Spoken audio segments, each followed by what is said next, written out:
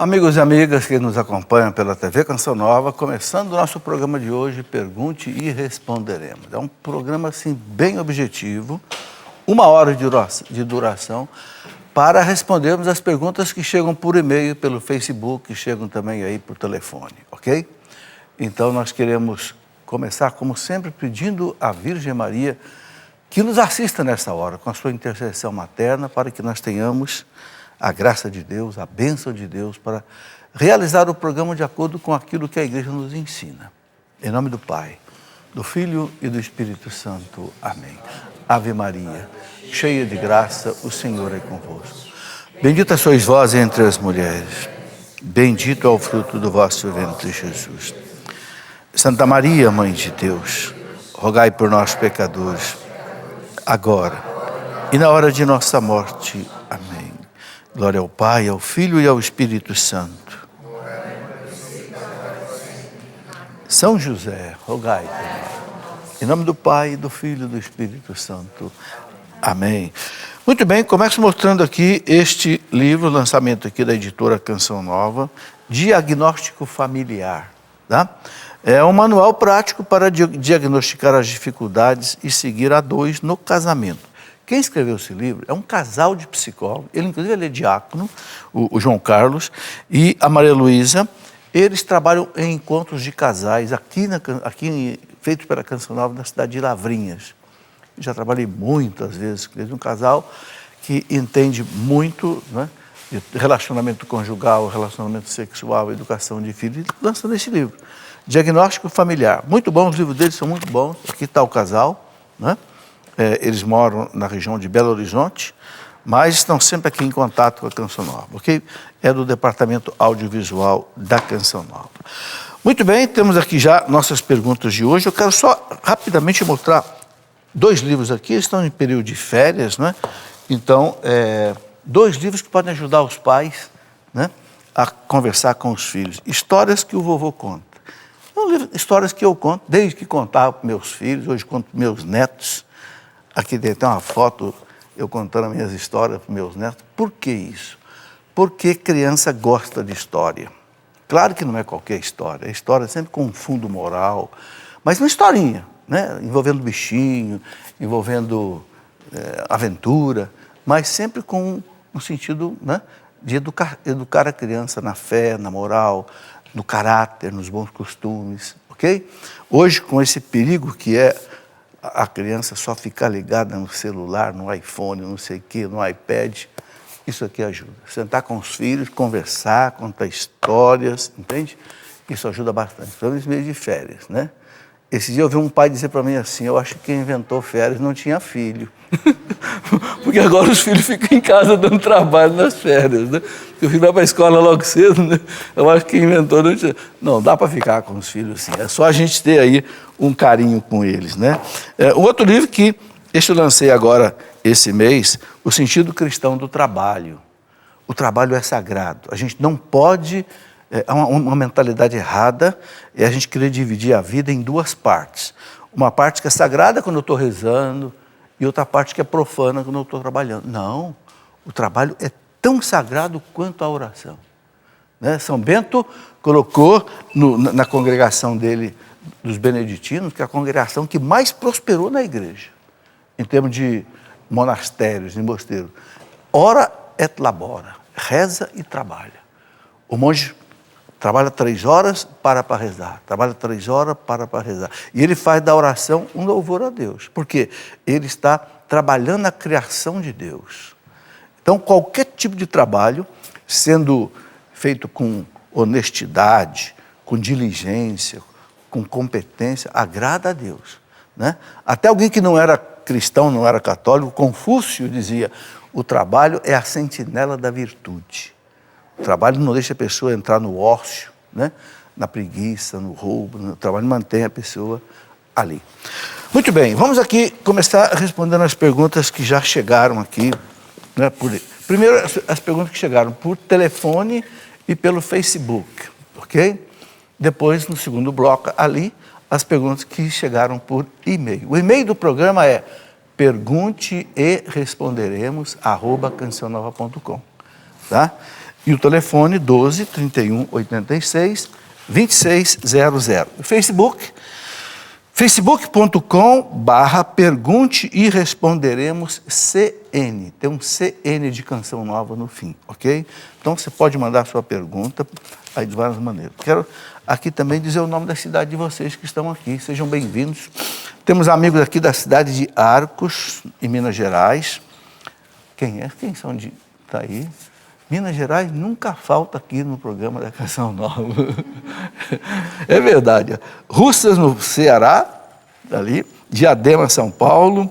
Volta Redonda, Rio de Janeiro. Governador Valadares, Minas Gerais. Isso. Um beijinho e tudo. Itaipava, Rio de Janeiro. Rio de Janeiro, capital. Belém do Pará. Belém, lá não faz frio assim como está aqui, né? O pessoal vem aqui para o sul nos encontros da RCC, está todo mundo reclamando do frio, mas olha, essa semana também está muito frio, né?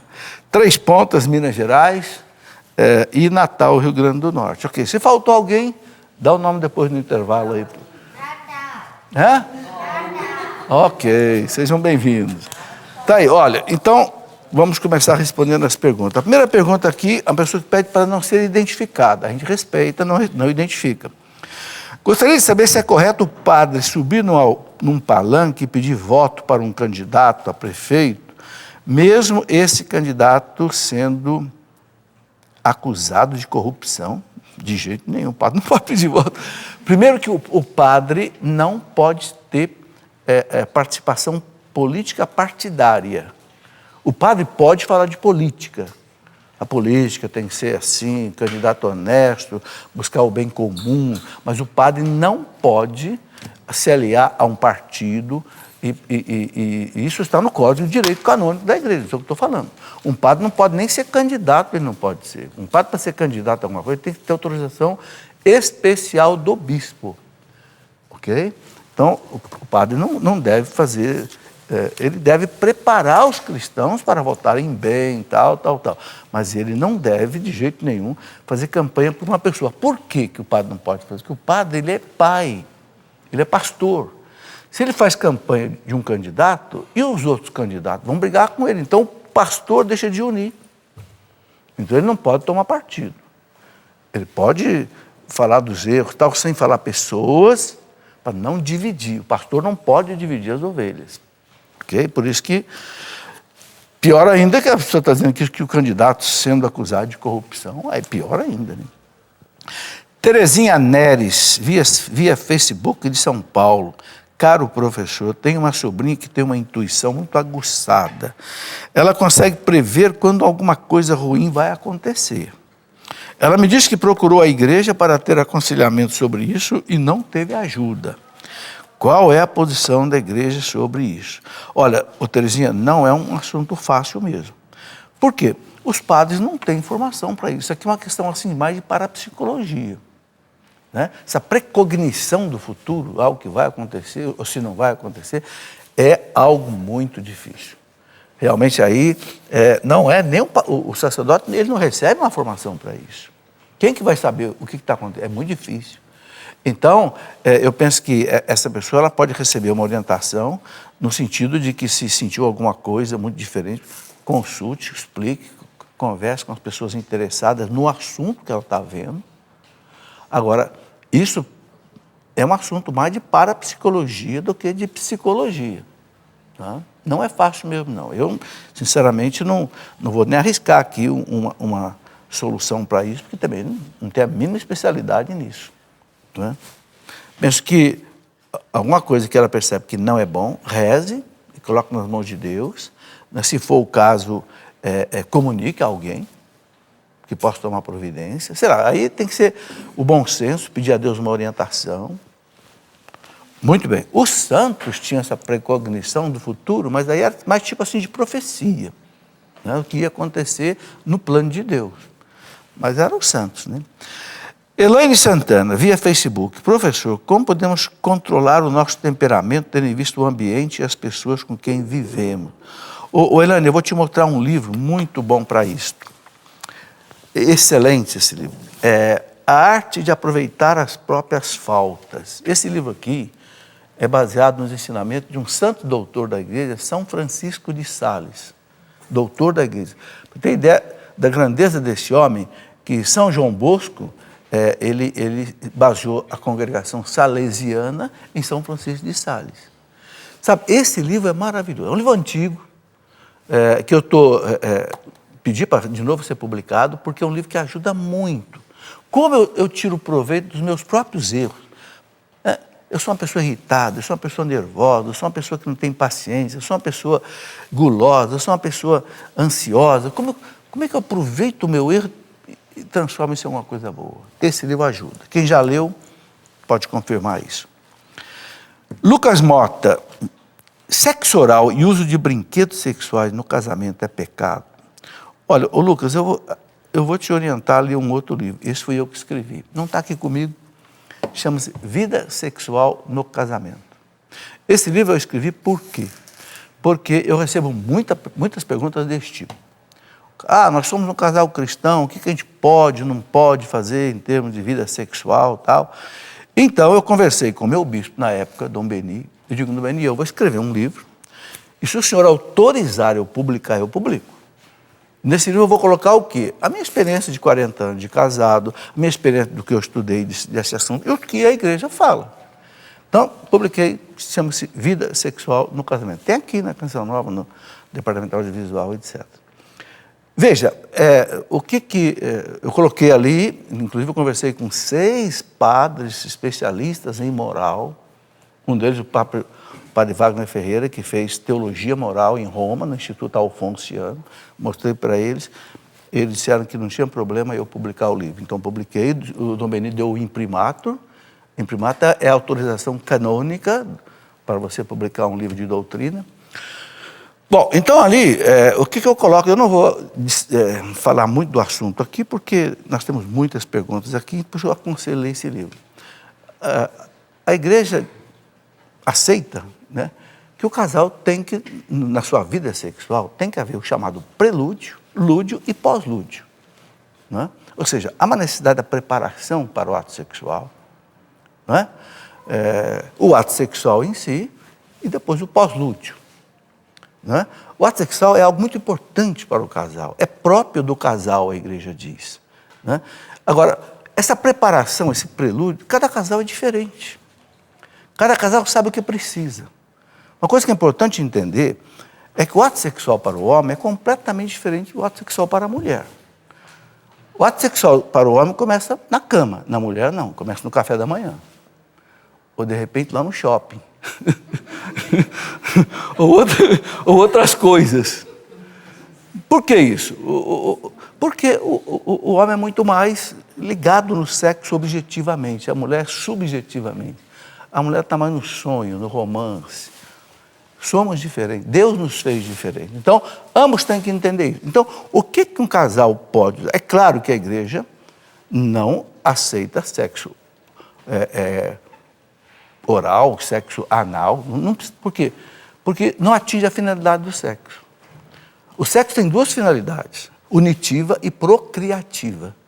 O sexo ele é lícito quando ele possibilita também a geração, a concepção. Não quer dizer que todo ato sexual tem que provocar a concepção. Mas é claro que sexo oral e anal não tem condição de concepção. Então é algo totalmente fora do plano de Deus em relação ao sexo. Mas as carícias que o casal precisa, né, para ambos chegarem à satisfação sexual, aí cada casal vai decidir junto. O que eles aceitam? Ok? Não estou falando nem de sexo oral, nem de anal. Estou falando de carícias, né, na preparação. Ok? Aí cada caso é um caso. É difícil, não posso dar aqui uma receita única. Porque isso depende da consciência de cada um, dos valores de cada um, da educação de cada um, tudo isso aí entra em jogo. Né? O importante é o seguinte, o casal precisa, ambos, chegar à satisfação sexual. O que cria muito problema entre os casais é que muitas vezes o homem se satisfaz e a mulher não. E ela vai ficando frustrada. E começa a se negar ao marido. Aí começa um risco danado, porque pode... Né, o Código de Direito Canônico chama de débito conjugal. Ou seja, um não deve se negar ao outro, a menos por um motivo real, sério, justo, necessário. Por quê? Porque esse afastamento sexual pode gerar um perigo de um adultério. Ok? Então o casal precisa cuidar com carinho da sua vida sexual. Sobretudo hoje, em que o sexo é algo extremamente assintoso, provocante, é na internet, é em filme, é em vídeo, entende? Deixa a cabeça das pessoas incendiadas de sexo. Se o casal não tem uma satisfação conjugal, sexual em casa, no matrimônio, pode realmente gerar dificuldades por causa disso. Bom, é um assunto delicado, não é em 2, 3 minutos que eu vou conseguir dissecar o problema, então eu recomendo esse livro, que ali eu coloco a documentação da igreja, coloco uma série de coisas importantes. João, via Facebook, meu pároco diz que não se pode mais ajoelhar ao receber Jesus Eucarístico, e nem depois de comungar não se pode mais ajoelhar para fazer sua ação de graças. Por obediência, não ajoelho. Gostaria de saber se isso tem fundamento. Ô João, não tem fundamento nenhum. Esse padre está totalmente enganado. E eu quero colocar aqui a documentação da igreja. Eu tenho um livro aqui comigo, que eu escrevi, inclusive, para entender e celebrar a liturgia. Neste livro, eu coloco aqui um documento importantíssimo do Papa João Paulo II, que se chama Instrução Redemptionis Sacramento, sobre a Eucaristia, sobre a missa. Nesse documento, eu quero ler o que ele diz aqui, no número 90, e aí ele continua. No número 91, ele diz assim: na distribuição da Sagrada Comunhão, se deve recordar que os ministros sagrados não podem negar os sacramentos a quem os pede de modo oportuno e estejam bem dispostos e que não lhes seja proibido o direito de receber.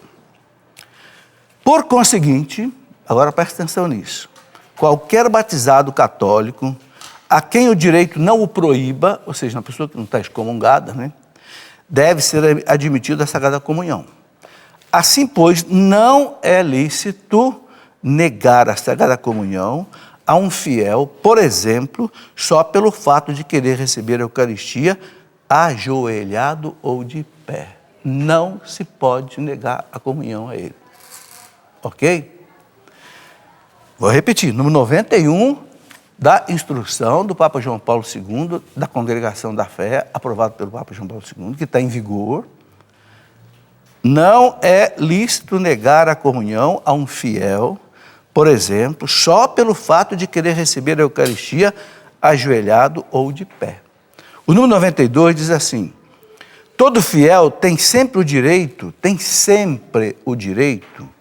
a escolher se deseja receber a comunhão na boca, na língua, ou se o que vai comungar quer receber na mão o sacramento. Então, no Brasil está autorizado pelo Vaticano, a CNBB pediu autorização, o Vaticano autorizou, que no Brasil pode-se receber a comunhão na mão. Não se deve receber a comunhão assim, no dedo, como se fazer uma pinça. Não, recebe na mão, a hóstia aqui faz um trono para receber sua majestade infinita, aí pega e põe na boca. Ou então recebe na língua direto. Então está aqui muito claro, não... Quem escolhe o jeito que vai comungar é o fiel, não é o ministro. Bem claro aqui, ó, 91, 92, tá?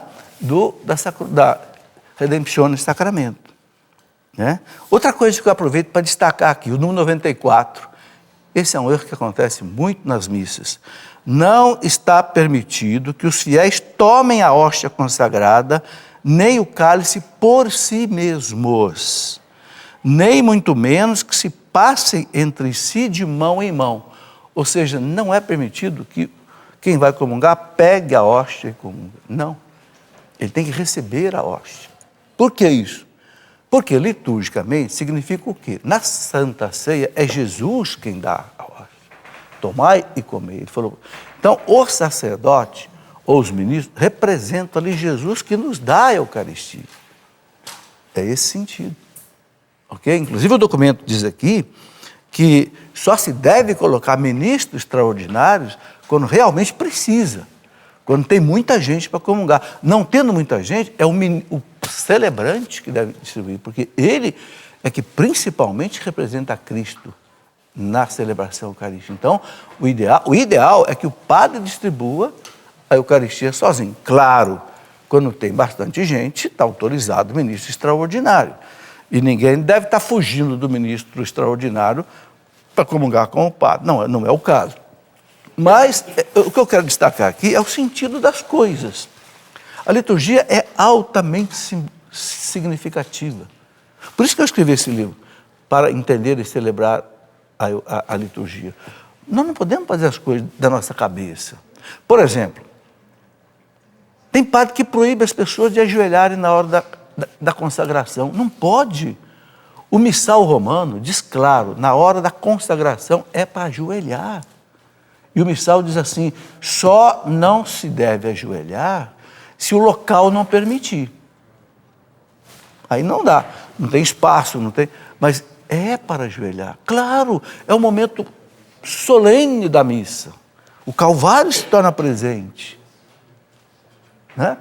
Qual é a melhor maneira de você estar naquele instante em que Cristo se faz presente no seu sacrifício? É de joelho. Eu não sei que mentalidade é essa que está querendo proibir o povo de ajoelhar. Papa Bento XVI condenava isso radicalmente nos escritos dele. É só ler os documentos do Papa Bento XVI. Muito bem, vamos em frente. Não quero ser identificado. Tudo bem. Mexendo no telefone, encontrei uma fotografia pornográfica. Queria saber se isso é pecado, mesmo eu não tendo a intenção de procurar. Não é pecado. Se você não teve a intenção, é o que eu estou falando. Olha o sexo assintoso. Sem a pessoa procurar, cai na frente. E cai mesmo.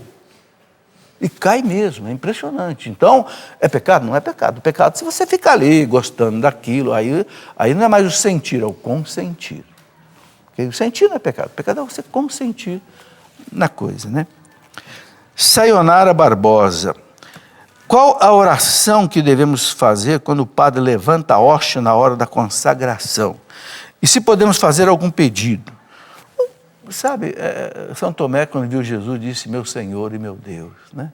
Eu acho que é uma oração que você, em voz baixa, não pode fazer. Pode fazer algum pedido? Pode, porque é o momento do Calvário. A missa, a consagração, é o Calvário que se torna presente, não é repetição. Não, é presentificação, ou seja, o mesmo e único Calvário se faz presente. O que significa isso? A teologia tem uma palavra que explica isso. Diz que as ações de Deus são ações teândricas. Teândricas é uma expressão que quer dizer, ao mesmo tempo, humanas e divinas. Theos é de Deus, anthropos é do homem, do grego. Juntar deu teândricas. As nossas ações, elas se consomem no tempo, porque nós estamos sujeitos ao tempo. Deus não está sujeito ao tempo. Deus é que criou o tempo. O tempo não comanda Deus. Para Deus não existe passado e futuro. Deus é um instante que não passa, diz um teólogo, Karl Rahner. Ok? Então, o Calvário, ele é perene. O Calvário, ele é sempre atual. Cristo está diante do Pai, glorificado, oferecendo ao Pai continuamente o seu sacrifício. Sem dor e sem sangue, né? A igreja fala de maneira incruenta. Quando o padre consagra aqui no altar, esse sacrifício do Cristo torna-se presente. O sacrifício que é eterno diante do Pai. Entendeu? Isso é a missa. O Calvário que é eterno diante do Pai se torna presente. Ok? Então ali você pode, por isso que deve ajoelhar. Por isso que deve ajoelhar.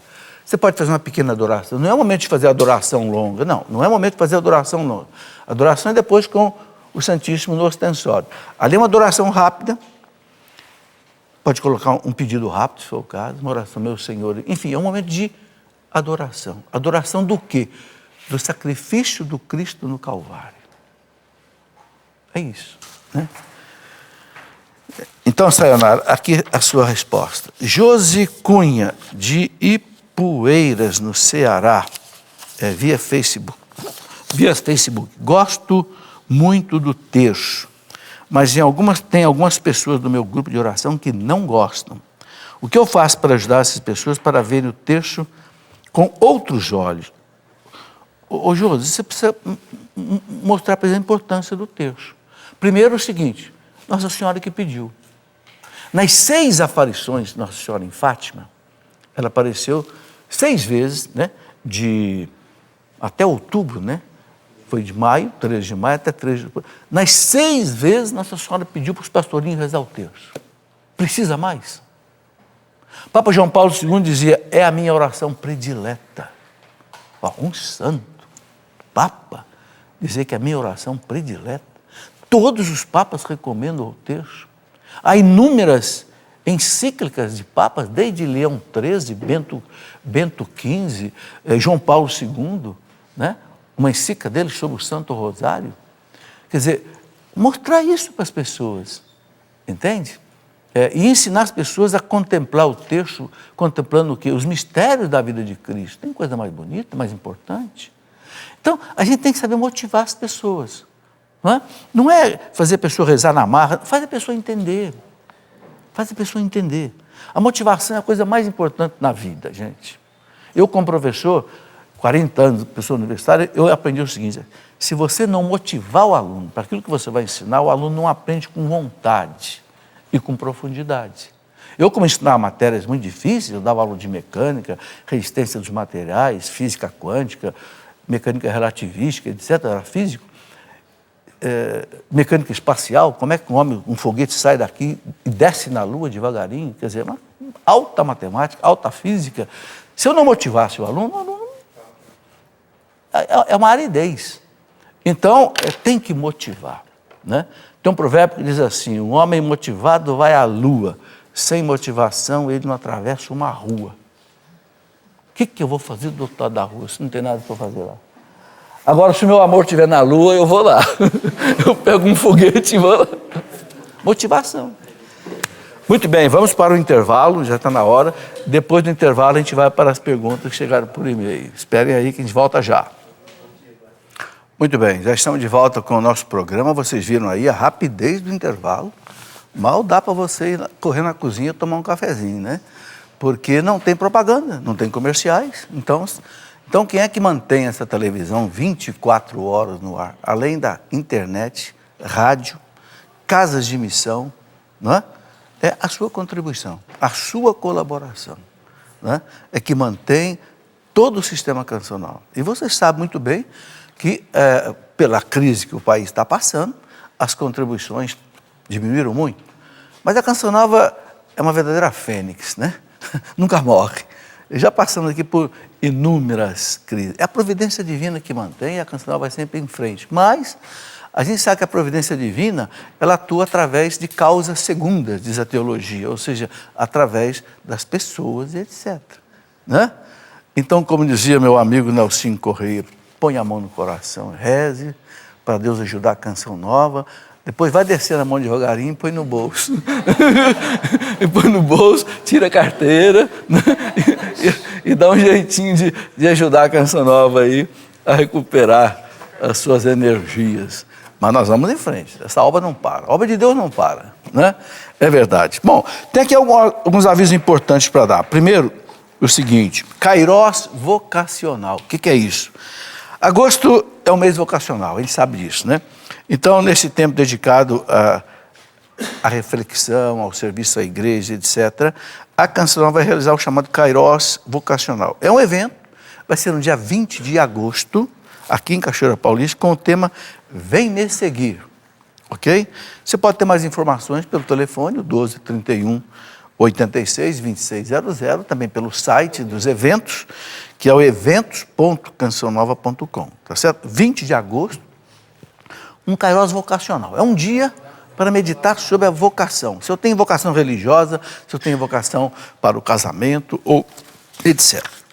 Uma outra informação importante, caminhada mariana. O que é isso?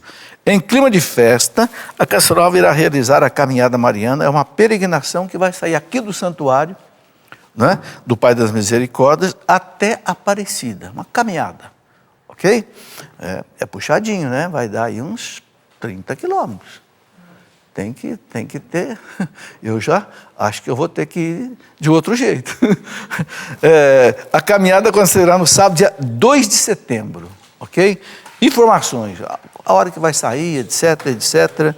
Você pode aí se informar pelos mesmos telefones que eu já dei, ou pelo e-mail, pelo site paidasmisericordias.com. Okay? Então, quem gosta de caminhar, moçada aí, ó, com frio, aí aproveitar para esquentar bem, 30 quilômetros dá para esquentar bem. Viu? Daqui de Aparecida, daqui de Cachoeira Aparecida, deve dar aí, tá certo, Léo, uns 30 quilômetros? Não dá mais. Dá mais? 40? Uns 45, né? 45 quilômetros? Não é para gente da minha idade, né, Léo? Mas tudo bem, a moçada está aí firme. Bom, rapidamente, antes de ir para as perguntas, deixa eu colocar aqui, mostrar mais 2 livros aqui. Para entender a Reforma Protestante. A Reforma de Lutero está fazendo 500 anos esse ano. Foi 31 de outubro de 1517 que Lutero fixou lá na porta da igreja de Wittenberg, na Alemanha, aquelas 95 teses contestando a fé católica. Aí começou a Reforma Protestante. O que foi essa reforma? Então, aqui nesse livro, é um livro de história, né? Não é para criar, assim, hostilização com os irmãos separados, nada disso. O que aconteceu? Por que os príncipes alemães apoiaram Lutero? E aí virou uma verdadeira revolução social, não foi só uma revolução religiosa, né? A igreja perdeu 1/3 dos seus filhos, porque praticamente a Alemanha acompanhou Lutero, depois a Inglaterra com Henrique VIII, depois os países da Escandinávia, né, ali a Dinamarca, Noruega, acompanharam, uma parte da França com os huguenotes e os calvinistas, também na Suíça. O que foi esse? Foi o maior fenômeno religioso, talvez assim, que a igreja teve que enfrentar, né, na idade moderna e contemporânea. Por isso é importante a gente conhecer. Esse livro é para mostrar isso, tá? Um livro para explicar o que é a missa para a criança. Esse livro foi escrito pelo Felipe. O Felipe é filho do Dunga. Eu o ajudei nos escritos aqui do livro. E ele explica o que é a missa, desde que o padre sobe ao altar até que dá a bênção final. Página por página vai explicando, ele configura para a criança, ele desenha muito bem, os desenhos são dele mesmo, tá? Para que a criança entenda o que é a missa. Desde pequeno vai entendendo, entende? E à medida que vai crescendo, vai tomando gosto pela missa, certo? Muito bem. Aqui eu tenho uma coleçãozinha que está crescendo, já tem mais uns 6 volumes que já estão prontos para sair. São livros pequenos sobre um assunto só. Esse programa mostra como o povo tem dúvida. Esse programa tem 5 anos, eu já respondi aqui 5.000 perguntas.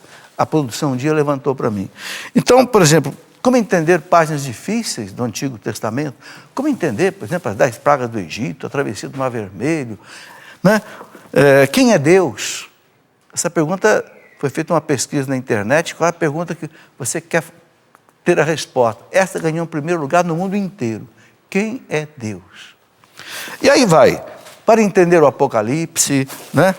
Qual a importância da oração. São livrinhos assim, né? Tem vários enfocando a história. O que foi o caso de Joana d'Arc, o que foi o caso de Galileu Galilei, o que foram as cruzadas, o que foi a Inquisição. Essas coisas que o povo tem muita dúvida, né? Então é preciso esclarecer. Muito bem. Vamos aqui para as perguntas, então, que chegaram por e-mail. Clenildo Costa, Vila dos Cabanos, na Paraíba. É Paraíba, né? Ou é Pará? Pará, desculpa. Paraíba é PR. Não. Qual o controle da natalidade aceito pela igreja? A igreja recomenda um controle pelo método natural, o método Billings, né? Que a mulher identifica os dias de fertilidade dela, quando acontece o chamado muco uterino, né? Espécie de uma clara de ovo que o útero produz. Por que o útero produz? Porque todo o aparelho genital da mulher, ele é muito ácido, né? Ele tem um pH ácido. Então, o que acontece? Quando há ejaculação no ato sexual, os espermatozoides morrem, normalmente, por causa da acidez, principalmente da vagina. Então, quando a mulher está ovulando, quando um óvulo se desprende do ovário e desce para o útero produz um muco uterino, uma substância alcalina que neutraliza a acidez. Então, o espermatozoide sobrevive e fecunda o óvulo. Então, se ela não tiver esse muco uterino, ela percebe isso, uma espécie de um umedecimento vaginal, parece uma clara de ovo. Nos dias em que há a presença do muco, ela é fértil. Inclusive, se ela quiser ficar grávida, são os dias ideais para o ato sexual. Ok? Então, esse é o método que eu recomendo, porque não usa remédio. E remédio faz mal, gente. Eu tenho visto aí na internet, olha, várias pesquisas sobre os efeitos negativos da pílula anticoncepcional. Problema de vascularização, até embolia. Sabe, não é a igreja que está publicando, não. São cientistas que estão publicando isso. Então, é muito bom ter um controle natural. É o que a igreja recomenda. Existe uma literatura sobre isso. Você pode encontrar um livrinho chamado O Método da Ovulação, ou O Método Billings. As editoras católicas têm, a Paulinas tem, a Paulus tem. Aí mostra, inclusive, com desenho, com mapa para vocês, a mulher se observar. Né? Muito bem. É um método usado pelos casais da Canção Nova, quando há necessidade de fazer controle. Né? Eduardo de Cuiabá, Mato Grosso. O que é puritanismo? O puritanismo foi aquela segmento que aconteceu protestante na Inglaterra no tempo em que Henrique VIII, por volta de 1530, Henrique VIII rompeu com a igreja, né, e implantou-se na Inglaterra o protestantismo. Um grupo que se tornou extremamente puritano, quer dizer, assim, muito tradicionalista e aqueles que qualquer coisa é pecado, um puritanismo, ou seja, um radicalismo assim, de comportamento moral. É isso. Né? E muitos deles depois entraram em choque na Inglaterra, especialmente com a filha de Henrique VIII, a princesa Isabel, né? E eles migraram para os Estados Unidos, no Mayflower, aquele navio que trouxe os primeiros ingleses para os Estados Unidos, que depois dali nasceram as 13 colônias americanas, na costa leste dos Estados Unidos, né? Ali onde tem Nova York hoje, aquela região, ali começaram então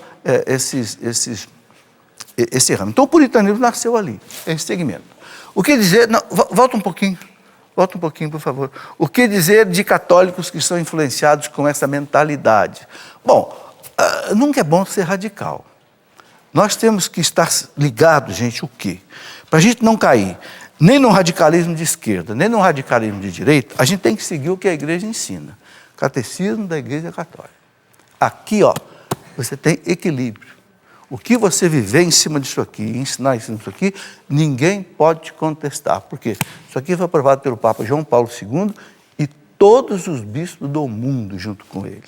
Então o Papa diz, é o texto de referência da fé católica. Então, para não cair num radicalismo ou naqueles que estão laxos, né? Ou seja, relaxados, uma religião assim, hoje se fala uma religião light, mas também não cair, né? Num radicalismo oposto, que tudo é pecado também, não pode ser assim, né? Tem que haver o equilíbrio. A igreja já adotou o termo limbo. Olha, o limbo foi muito falado antes do Concílio Vaticano II, mas nunca foi dogma de fé. A igreja nunca colocou o limbo. O que é o limbo? O limbo se dizia assim, uma criança ou uma pessoa que morreu sem batismo, ela não vai nem para o céu nem para o inferno, ela vai para o limbo. O que é um limbo? O limbo seria um lugar assim que ela não tem nem tristeza nem felicidade. Uma coisa neutra. A igreja não. Depois do Concílio Vaticano II, a igreja deixou bem claro, o limbo não existe. Ok? Nunca foi dogma de fé, a igreja nunca considerou, embora foi um termo de reflexão dos teólogos durante um tempo, mas a igreja nunca considerou um dogma de fé. Tanto é que você não encontra no catecismo a palavra limbo. Não vai encontrar. Ana Paula, existe uma hierarquia nos céus e nos infernos? Na Bíblia encontrei a palavra inferno no plural. O que significa? Bom, veja bem, a palavra inferno, ela vem do latim infernis, que quer dizer interior. Então, Jesus desceu aos infernos. A gente conta essa expressão, desceu à mansão dos mortos. Por quê? Porque os judeus acreditavam que no centro da terra era o inferno. Ou seja, para eles não é o inferno de Satanás, é o inferno do Sheol, o Hades, a mansão dos mortos. Eles chamavam de infernis. Né? Muito bem. Agora, existe no céu uma hierarquia, no inferno uma hierarquia. São Paulo fala que teve no terceiro céu. Ele fala na carta aos Coríntios, né? Então a igreja ensina o seguinte: no céu há níveis de glória. O que é níveis de glória? É difícil explicar, porque trata-se do céu, né? Mas quer dizer o seguinte: quanto mais a pessoa amou a Deus aqui nesse mundo, mais ela viveu a santidade, mais glória ela vai ter no céu. Mas espera aí, e o último lá em glória? Vai estar plenamente satisfeito. Mas haverá uma diferenciação entre isso. Não é fácil de explicar, mas os santos falam disso. Entende? Por exemplo, quem é que tem mais glória diante de Deus? Pai, Filho e Espírito Santo? A Virgem Maria. São José. Por isso a igreja presta a Maria um culto chamado hiperdulia. E a São José, protodulia. Dulia quer dizer veneração, hiperveneração e primeira veneração, porque são os pais de Jesus. Tem os santos. Então, há uma certa diferenciação. Alguns teólogos dizem que o inferno também. Pode haver uma diferenciação de frustração no inferno, dependendo também do estado em que a pessoa morreu, rompido com Deus. Agora, isso não é fácil de explicar e eu não vou além dessas palavras, entende? Vamos lá. É verdade que a confissão foi inventada por um imperador para pegar informações das pessoas. Ô, gente, aí dá até vontade de dar risada. Abra o Evangelho, no capítulo 16, ou melhor, abra o Evangelho, no capítulo 20 de São João, versículo 22, está aqui dizendo para os discípulos: assim como o Pai me enviou, eu vos envio a vós, a quem vocês perdoarem os pecados estarão perdoados. João 20. Será que Jesus era imperador? Será que Jesus queria ter informações das pessoas? Brincadeira. Para com isso. Está aqui documentado. Os sacerdotes fazem 2000 anos que os sacerdotes estão atendendo confissão por causa dessa palavra. Mas que imperador? O imperador do tempo de Jesus era o imperador Tibério. Será que o imperador romano César Tibério inventou a confissão? Bom, não tem condição, né? Gosto muito da escola de samba. É pecado? Depende, né? Depende do que acontece nessa escola de samba. Será que tem gente aí sem roupa? Será que tem gente provocando sensualidade? Será que tem música aí que não convém? Será que tem rebolados provocantes?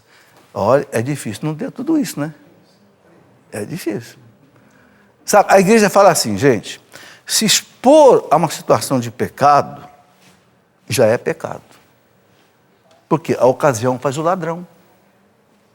Se eu sei que um ambiente é perigoso, naquele ambiente eu posso ser tentado a uma bebida, a uma tentação sexual, a não sei o que mais. Olha, é melhor se precaver, né? Gente, a nossa alma é a imagem e semelhança de Deus. Nossa alma não pode se correr risco por qualquer coisa, né? Eu não vou dizer que é pecado, não. Eu vou dizer, eu não aconselharia. Se a pessoa perguntasse, eu não aconselharia. Vamos lá. Eu acho que tem coisa melhor para fazer. No céu, a Santíssima Trindade são 3 pessoas distintas ou apenas uma? Bom, o que a igreja ensina? Deus é um. Um só Deus, em 3 pessoas. Né? Pai, Filho e Espírito Santo são 3 pessoas distintas. O Pai é o Pai, Filho é Filho. É o Pai que gera o Filho, né? Desde toda a eternidade. E do Pai e do Filho procede o Espírito Santo. São 3 pessoas distintas. Sentem. São Paulo fala, não contristeis o Espírito Santo. Ou seja, ele é uma pessoa. Ele fica triste, ele fica alegre. Né? O Cristo é uma pessoa. Agora, não pode existir 3 deuses. Por quê? Porque se existisse 3 deuses, aquele que é menos do que Deus não é Deus. Deus é absoluto, então Deus só pode ser um. Ah, professor, não dá para entender. Não dá mesmo. É mistério. Ninguém vai entender o mistério da Santíssima Trindade. E aí é que prova que ele é Deus. Santo Agostinho diz assim, se você entendesse Deus, ele não seria Deus.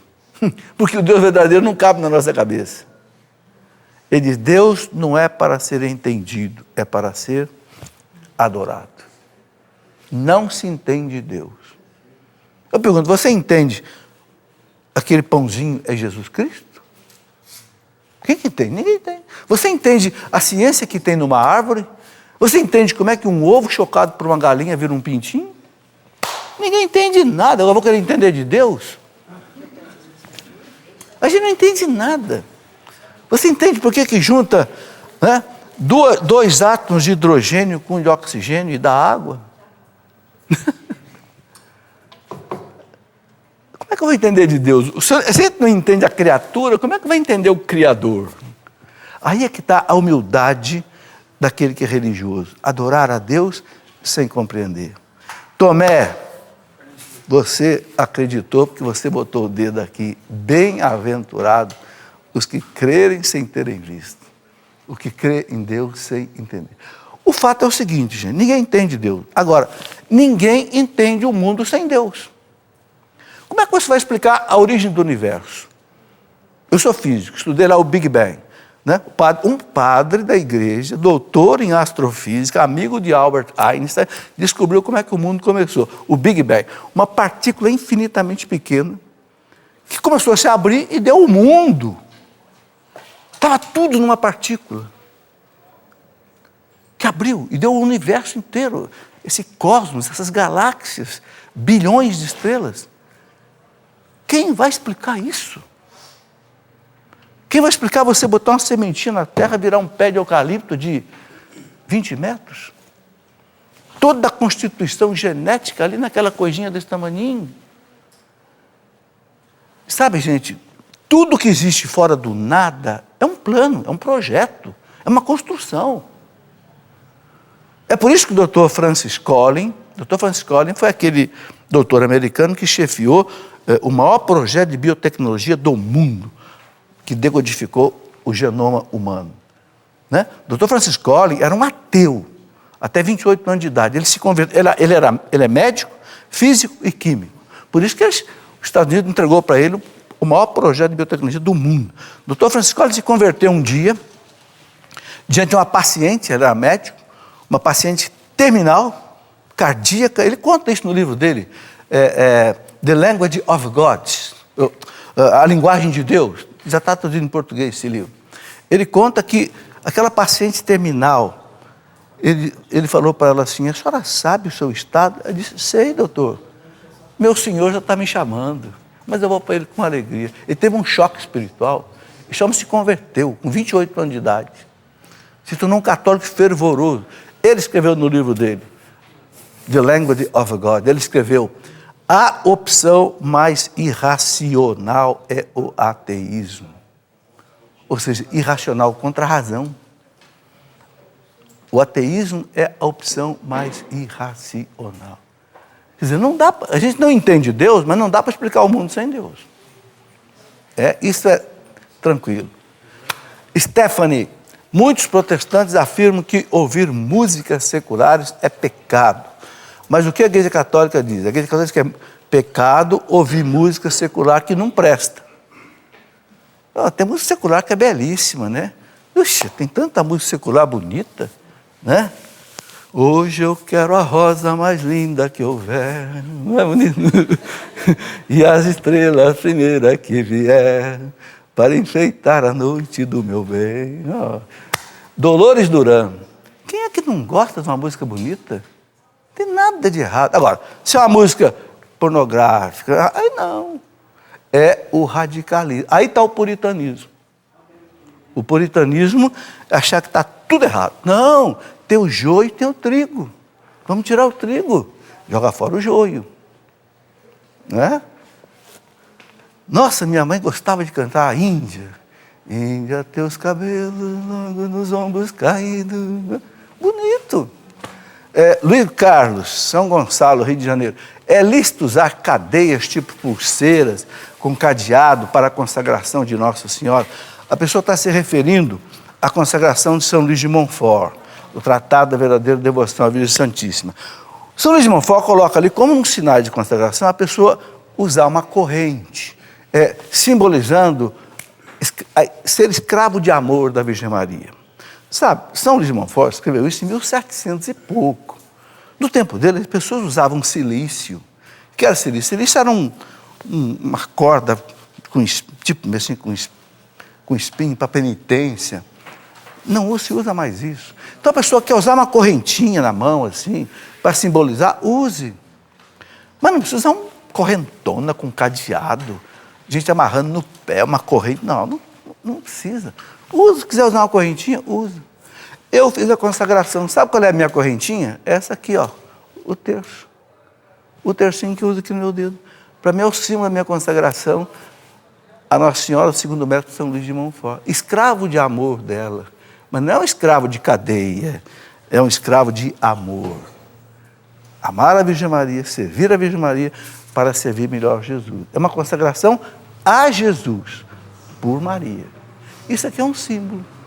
Então, sabe, nós não precisamos ter assim, essas coisas exóticas, gente usando uma correntona amarrada com cadeado. Não use isso não, assusta os outros. Não precisa. Use uma coisa discreta. Fernando, de Brasília, se a igreja protestante não foi autorizada por Cristo, por que o dom de línguas ressurgiu lá? Não ressurgiu lá, não. O dom de línguas ressurgiu no Pentecostes. Quem diz que foi na igreja protestante? A igreja protestante nasceu em 1517. O dom de língua é no ano de Pentecostes, ano 30 da igreja. O que aconteceu? A igreja reconhece que no protestantismo tem muitas coisas boas. Por que tem coisa boa? Porque levaram da igreja católica. Então tem a oração, tem a fé, tem a Bíblia. Não tem problema. Então, como eles não têm toda a riqueza litúrgica e sacramental, eles se fixaram na Bíblia. Essa coisa boa que surgiu ali. Nada de errado. Sabe, gente, uma coisa que nós temos que entender é aquilo que é lícito e aquilo que é válido. Por exemplo, vou dar um exemplo para vocês entenderem. Se você roubar uma nota de R$100 de alguém, é lícito? Não. É pecado. Mas essa nota vale? Vale. Você vai comprar, todo mundo vende. A igreja protestante levou uma porção de coisa da igreja que é válido. Não perde o valor, embora não seja lícito. A separação não foi lícita. Mas o que eles levaram vale. A Bíblia deles vale. A Bíblia não vai morrer por causa disso. A oração, a fé, vale. Deus pode operar ali? A igreja fala, pode. Dependendo da consciência da pessoa. Por quê? Porque é a nota que vale. Entendeu? Ela não perde o valor. É isso. Bom, gente, chegamos ao final do programa. Já levantou a bandeira aí para terminar. Uma alegria. Eu quero só terminar dizendo o seguinte. Eu tenho pelo meu site, Cleofas, um curso de teologia à distância. Aula todo dia, mais ou menos meia hora, estudando toda a doutrina católica. Tá? Quem quiser conhecer, quem quiser ver, tem no site cleofas.com.br, tem uma caixinha lá escrita assim, ó, Escola da Fé Online. Clica ali, você tem todas as informações. Muito obrigado a vocês que vieram participar aqui ao vivo do programa. Um grande abraço a todos. Sejam bem-vindos à Canção Nova e ao programa. E a vocês que nos acompanham pela televisão, né? Um grande abraço e até o nosso próximo programa.